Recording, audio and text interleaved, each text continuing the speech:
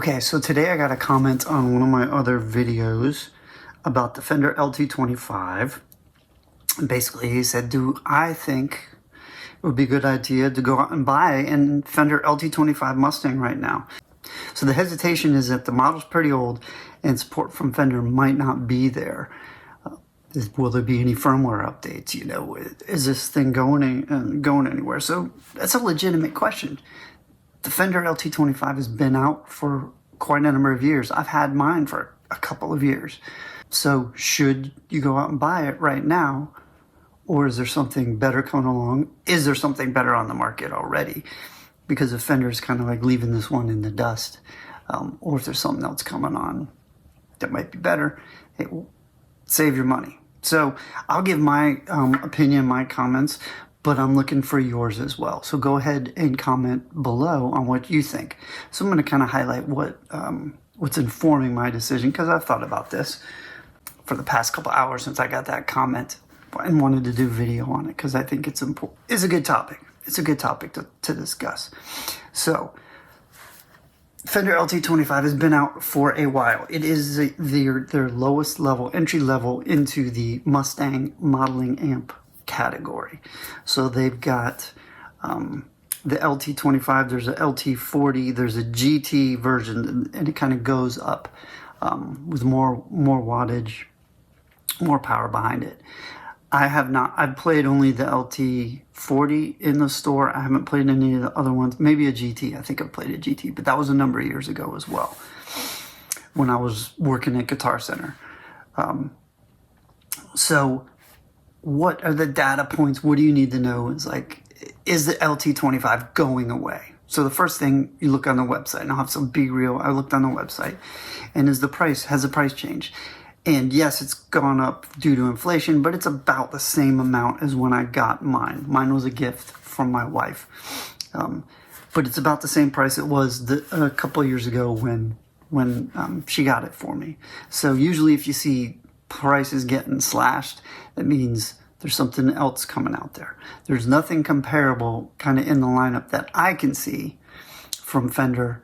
So those indications, it's not going away anytime soon. Now, as far as firmware updates and software updates to it, it's been a while since they've done a firmware update. I check every once in a while. But the firmware update that I did for the video that I did, that's still the update. So, I mean, I'm only speculating here, but usually they change firmwares if there's bugs in the system, if there's bugs in the software and they need to fix those bugs, or if they want to do an upgrade. I don't think Fender wants to do an upgrade or has in mind to do an upgrade, because the Fender Tone Master Pro came out last fall, and that's kind of seems to be their flagship modeling project right now. They've done a couple firmware updates with that. I have not played this. I haven't got my hands on one.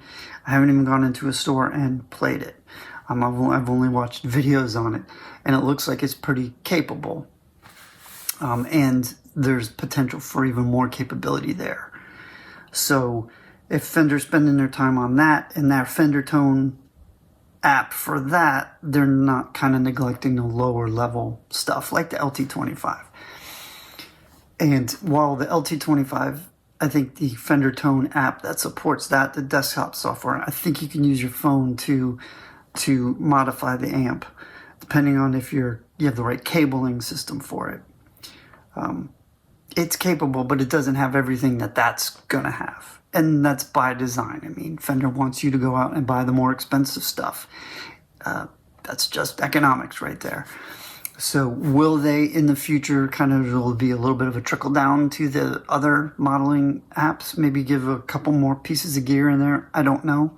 I haven't seen anything that indicates that. So if it's kind of lamenting in the software world, then maybe you want to get something that's more capable. So I don't think it's going away anytime soon. It's still a bestseller.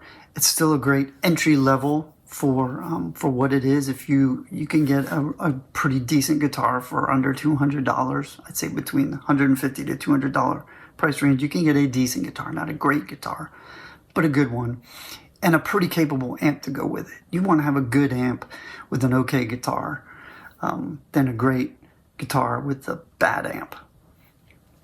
So it's still, for entry level, I think it's still a viable solution. So would I go out and buy one now? If I didn't have mine and I'm giving lessons, I think it's a good quiet amp for giving lessons. It gives you a bunch of tones that you can kind of dial up. And somebody who's new to it, I think it's just, and for an entry-level amplifier, I think it gives you just a good amount of capability for, and it's not too complex. I think it's still a good buy, but I want to hear from y'all. Down in the comments section below, what would you buy? If not the Fender LT25, what else is there comparable?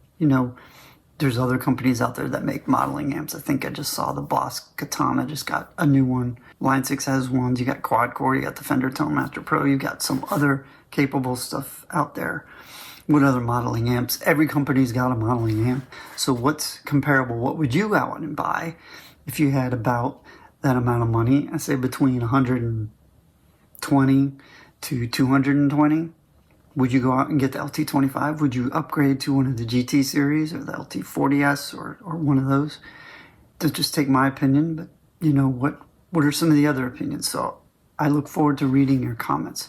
And while you're commenting, if you found this video helpful, interesting, hit that like button. And if you haven't already, consider subscribing. It would help out a great deal. But looking forward to your comments. And I'm gonna play us out with the LT25. It's mic'd up.